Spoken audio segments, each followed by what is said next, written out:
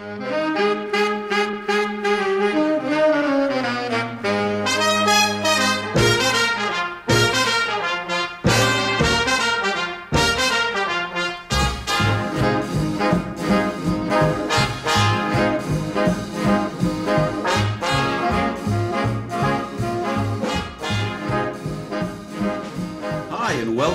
to Nostalgia Alley, a great show. You may be wondering why I have the sunglasses. No, it's not stardom.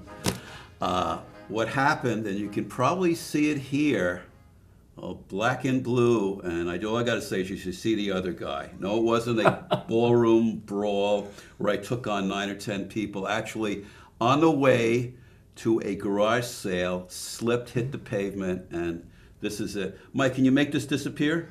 Sure. It's called makeup. That's why we have Mike Healy on the show. Master magician, incredible performer, also here at Columbia, associate principal.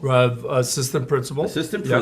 Yep. And Mike, welcome to the show. Thanks, Mike, for having me. I got to ask you, first of all, I love the tie. Sure. The tie is fantastic. Well, I have a collection. Depending on the show or the venue, I put on different. I have some for kids. I just did a magic show last week on a yacht. Oh, how nice! And so I had a more formal. I did a lot of card tricks in the New York Harbor, but I have a small collection of ties. Now, if you don't like the show, you're not going to make me disappear, are you? No, I wouldn't do that. I wouldn't do that. Got to ask you. Sure. How did you get started doing magic? Well, I always say that every magician knows. It's usually you saw a magician and you wanted to do what that magician did, or perhaps you got a magic set.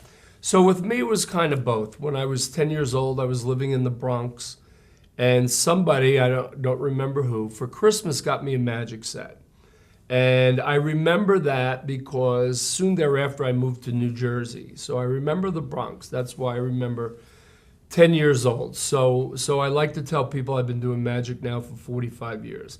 When I got into high school, there was a traveling circus that used our school gymnasium. And as part of the circus, I saw a magician who cut a lady in half. And I said, someday I'm going to learn how to do that and do it. And that was a long time ago. Did you find 2 halves of a lady to do the trick? Yeah, but I wound up, actually I found the one that talked. Okay, well maybe that's not a good thing. Who was your inspiration as a magician? So when I was a kid, as I started to become a teenager, I started hearing about this magician by the name of Doug Henning. Now, for folks who may remember Doug Henning, this was in 1974. And I remember that because he became well known for starring in. Ivan Reitman was the producer, who's now a big movie producer. And the folks who had created Godspell helped to create the show. It was Stephen Schwartz, who wrote Pippin and Wicked and a few other well-known shows, wrote the music for a show called The Magic Show. And it was an hour and 45 minutes, no intermission, about some hippie magician who comes into the Top Hat, which was the name of a nightclub in Passaic, New Jersey. And so long story short, the old classic magician who seemed to have enjoyed a drink or two was fired, and the hippie magician comes in, and he's not the traditional magician, long hair, jeans, t-shirt kind of guy. And so Doug Henning, he was a magician. He didn't even sing in the musical, but the show was built around his talents. And he went on to do TV specials, and he toured the world and a lot of talk show appearances. I got to meet him a couple times. He actually taught me a card trick that he did on the old Mike Douglas show. The old Mike. Folks remember Mike Douglas show from Philadelphia. But it was at a magic shop, and the magic shop sold the secret to the card trick that I had just seen him do on Mike Douglas show. And he wanted to be fair, and he didn't want to teach me the trick unless I paid the $1 for the secret. That's what they were. So I got big time trick for a buck, So I paid the $1, and he gave me a lesson. So Whatever happened to him? You don't hear about well, it you know, too much he now. well he unfortunately he's deceased now.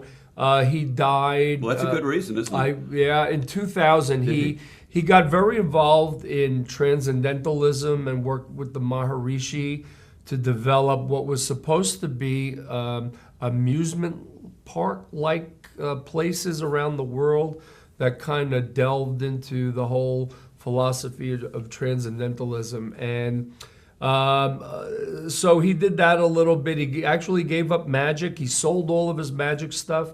Magicians from all over the world got an offer to purchase a catalog of the auction. But the catalog itself was like $100. So if you had, because they wanted magicians who were really serious. You got a trick for $1 and a catalog is $100. Yeah, Does yeah. that seem fair? Yeah. And so David Copperfield was a young. Before the show, we were talking about Louis Tannen's, which is Absolutely still there, right? well-known magic company in the world, located in New York. So every Saturday, magicians would. It would just be a hangout from 10 a.m. to 3 p.m. They probably never sold a magic trick, but magicians. David Copperfield would take the train up from Metuchen, and this was in the early 70s, and leisure suits were big, and every Saturday he would have his black leisure suit and his white shirt with the big collar, and he was David Kotnick at the time, and changed his name later when he became famous. Bob McAllister, who used to be the host of Wonderama. Frank Garcia. A lot of my favorite magicians, even to this day, are not names that lay people would know. Everybody knows Chris Angel, David Blaine. Oh, sure. Maybe Lance Burton, maybe David Copperfield, but it's a lot of street magic going on. Well, street magic, that's like a new genre. It's a whole new thing, right? A whole new genre of magic. This whole David Blaine thing about now. We have Andrew Main and Carbonaro and a whole bunch of other people. So Carbonaro, I love. Right. What a show. So David Blaine, I guess, is credited for initiating the whole street magic movement. A magician came out in a tuxedo. Now it's out in the street. Yeah. Our society has changed a lot as far as magic. Yeah. Even when I do kids shows, I have to. I have this philosophical battle with myself, about looking like a magician or just kind of, I always try to incorporate a magic trick that I can teach kids in my magic show, and I want to let them know, I want to talk about that. But what I want to ask you, do you remember your first trick? Well, can you do kind of your first trick for us? I'll do the first rope trick that I ever learned. Okay. My first memory of a trick was out of that magic set that I spoke. It was the Chinese rice bowls. Oh, God, I can never figure that out. You know what Chinese rice bowls, they're just two bowls. And it's funny because I've been to China and I've never seen Chinese rice bowls. Half hour later, you want to do the trick again. Very good, very good. So this is a classic in magic called the Professor's Nightmare, and you could buy it for about $10. But I like to do a trick before this, which is the classic cut and restored rope. But I'm just going to get to this. So it's 3 ropes. There's 1, there's 2, there's 3. Basically the same size, 6 ends. You snap your fingers, and then you can go like that. Oh my. And then you have a little tiny rope, a short rope, a medium-sized rope, and a long rope. Now, of course, they're examinable, and when I do this on stage or for an event, I'll have 3 people up.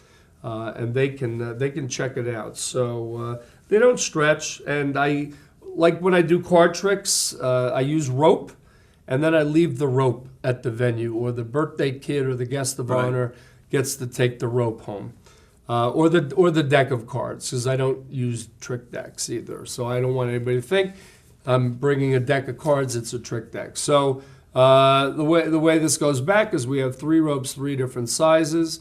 4 ends, 5 ends, 6 ends, and you go like that, and you can see the middles are all different. Right. It's a little bit of an optical illusion. You go like that, and now we have, once again, 3 ropes all the same size. Nobody believes you until you show 1, 2, 3, and that's it. You can do a whole bunch of other things. And I must say, nothing up your sleeve. Nothing up the sleeves are rolled up. That's right, that's right. Nothing Every there. good magician has the sleeves rolled up. Do you ever use magic with your students? Well, it's funny you say that. I have a magic club here at Columbia High School. We meet on the last Wednesday of the month, and as we're taping this, tomorrow is the last Wednesday, so we have a meeting tomorrow, 3:30. But I also I do magic in many different ways. I like, as the vice principal, sometimes there's a stigma attached to that. You know, you're the big bad disciplinarian. So it's important for me to let kids see another side of me. So, in fact, I had a young man who's having a tough time being an 11th grader. It's a hard thing. Hard, you know, just having some life issues happening. And we had very serious academic and behavioral discussions today with his parents there. But later in the day, I had a private conversation with him just to check on him. And as soon as I, took out the sponge balls and I did a card trick, he got to see a different side of me. I got to see a different side of him. And he kind of enjoyed it. And the most talking that we've had in the 2 meetings we had today was about, how did you do that? How did you do, So I promised him I would teach him something, but he's got to do a couple of things academically. No, we got 2 minutes and 55 seconds. We do something with Sure. This, I'm looking at this and I'm going, wow. A classic of magic, okay. Mike. All right, so nothing I want in there. just with one hand. Give me one hand. I'm going to need you. Okay.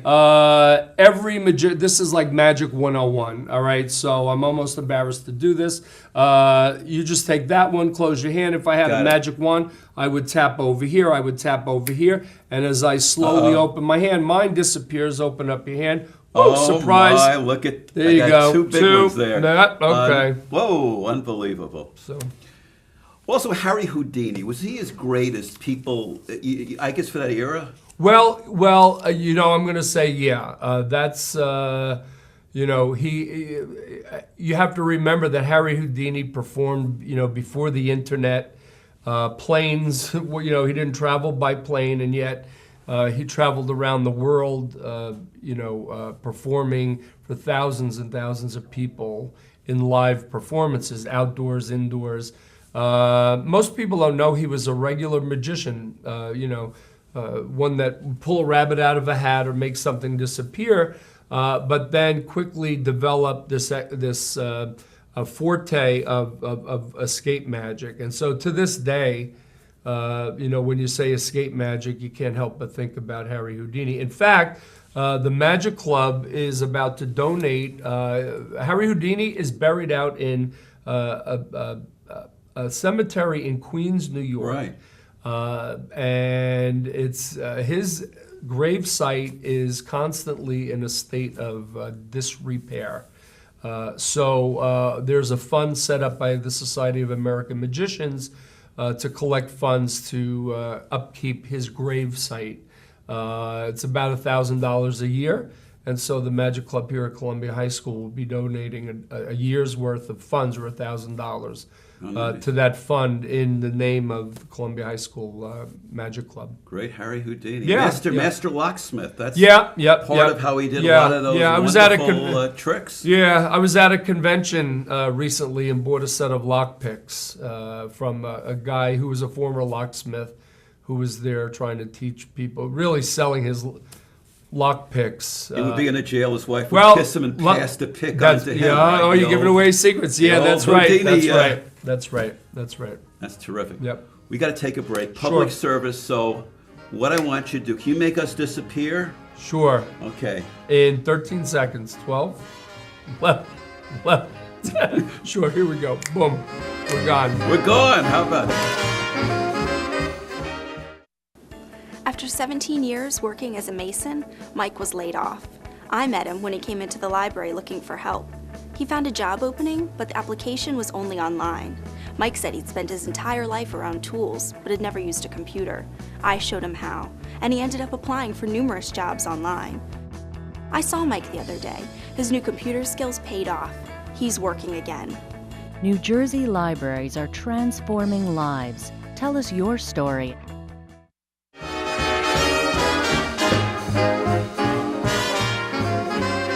Hey, welcome back to Nostalgia Alley. I'm Mike Sobel doing my Harry Reid imitation. Anyway, wanted to ask you before you made us disappear. Sure. What a job! I mean, my God, I'm glad I found my way back to the There you studio. go. Join the Magic Club. How do you learn magic? Can I learn magic, or how does one learn? Okay, to do magic? well, you know, it's a little bit different now today. You know, the brick and mortar magic shops have seemed to have disappeared. We still have magic shops, but most kids now, not our generation, but the kids out there now, it's all internet and downloads. But when I was a kid, books. You know, in fact, for the Magic Club here at Columbia, I have magic books that I lend out. I have DVDs and VHS, even though I had to go out and buy a garage sale and buy Right, a yeah. TV with a. But this Don't is mention garage sales, please. Oh, okay. Oh, that's right. Yeah, That's right. you don't That's wanna right. mention Long story. All right. So, for example, that rope trick that I just did is in here. This is one of my favorite books. It's from England, and there's a chapter in here about money magic, rope magic. The beginning is all about card magic. I don't do many card tricks, but if you don't mind, Mike, Sure. can I do a Absolutely. card trick? Okay. So I don't play cards, so we're even. well, good. Well, Okay. good. So here's what I want you to do. Shuffle. Trust me, it's a shuffle deck. Okay. So Mike, as I riffle through the cards, just say stop. Stop. Great. Now I want you to take that card. I purposely don't want you to show the camera. I don't want anybody Okay. to think, that I'm looking. What I'd like you to do is to put it back anywhere you want. Okay. And do you? But you remember Right. you remember Right. what it is. Okay. Okay. All right. Give it a little shuffle. A little shuffle. That was bad. That wasn't. There we go. Little shuffle. All right. So this is a brand new deck, Mike, and I opened the deck up before I walked into the room. I want you to just concentrate on the card without calling it out. Okay. You got that? Okay. So if you trust me that there are 52 cards do. in this deck, I want you to think of a number between 1 and 52. All right? Okay. Now call it out loud because I'm a magician, not a mind reader. All right. I want to call it the number. Good. 6. Take the cards. Take the cards. Okay. How cool would it be if the 6th card down that deck is the card that you I select? don't think you can do it. Okay, so I want you to get One, slow. 1, 2. two, Make one pile. One, That's okay. 2, 3, 3, 4, 5. Yep. and- Drum roll. Okay. Turn it over. Is that your card? No. Uh-oh. Hold on, Ben. We're not editing anything. It wasn't okay. No. Wasn't there? I'll tell you what. Do me a favor. Right. Go through. Pull your card out. Pull your card out. Okay. All right. Here. Was it any of these? Okay. All right. No. Okay. Just go through quickly. Fan the cards. Oh, God. Find your card. I'm not good at D, man. That's okay. You know why? Why? It's not in there. It isn't. No. Where was would your, it be? Where what would was it- your card? The Jack of Clubs. The Jack of Clubs. The Jack of Clubs is not here. And Not if in we the had, deck. there's a Jack of Spades, No. but no Jack of Clubs. Trust me, there's no Jack of Clubs. If we counted those cards, there would be 51 cards there. Always believe in magician. All right. Now, the problem is the card went somewhere. It did. All right. Things don't really vanish. You know, they vanish, but they have to be somewhere. Now, I haven't touched that book since have not touched all right. this book. And you picked number 6. Right. You could have picked any one of the 52 numbers. Absolutely. So watch carefully. Nothing in my hands. Okay. So I want you to verify there's nothing in the No, book. nothing in But there. we're going to go to page 6. What page is that? 6. 6. Upside down, it looks like a 9. Right. But it's a 6. It's a There's 6. 7. And if I open to page 6, there's something there. Pull that out. Now My you can show God, the there camera. it is, ladies and gentlemen. That would be the Jack of Clubs. Unbelievable. All right. There you go. Put it right there. I never saw a book do Not- a magic trick. Well, that's okay, That's but unbelievable. that's how you learn. Wow. Magic books. That is fabulous. Thank you. Thank you. Time for one more? I'm not going to play cards with you, though, I'll tell you that. I don't even play cards. What do we have here? So I enjoy doing magic tricks with everyday objects.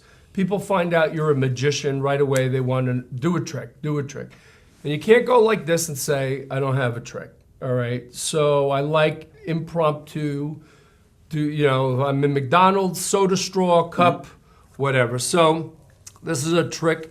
We were talking before about David Copperfield, who actually did this on one of his first TV specials when he walked through the Great Wall of China. I don't know if you remember that. I remember that. Yeah, that was one of his first specials. So he went up to this seamstress who was sewing clothes, and he borrowed a spool of thread. And this is cool because you can take the thread. This is kind of like a small version of cut and restored rope. All right, so we have all of those pieces, and we're going to roll all of those pieces up into a small ball.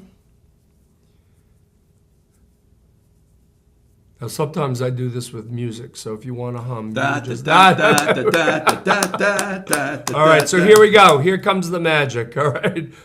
I hope the magic will be better than the music. Watch, here we go. So here's the magic.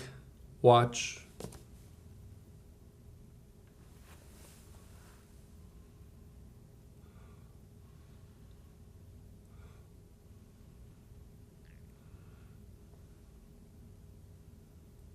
Wow. Pretty cool, pretty cool. All right, Mike, there's a souvenir for you. And I watched you like a hawk. I know you it's did. Amazing. I know it's you did. absolutely amazing. I'm glad you liked it.